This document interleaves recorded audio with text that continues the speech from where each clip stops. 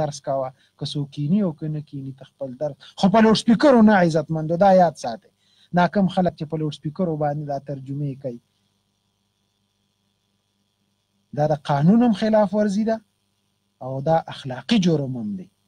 هېڅوک دا په محله کې بیماران وي او هغوی ته تکلیف وي، په کور کې خلکو ته، په ګاونډ کې خلکو ته تکلیف وي، د دې وجې نه صرف اذان په جومات کې جایز دی، نور په لوډ سپیکر ترجمې نه، دا ناجایزه دي.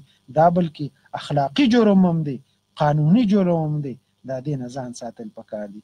بس ترجمه څونه کسان ناست دي، که یو کس ناست دی او که دوه کسه ناست دي او که 10 کسه ناست دي، هغوی ته ترجمه درس دا خپل ځان باندې لازم کول، هر امام لره چې هغه په ځان باندې لازم کړي. قوم لم پکار دي عزتمندو چې قرآن درس ته کینی، څه ناڅه خبرې به ذهن ته راشي، مسلې به ذهن ته راشي. الله دې موږ ټولو له توفیق راکړي. نو مولوي صاحب له پکار دي، د ګلنواز صاحب سوال دی، هغه له پکار دي چې روزانه کوي.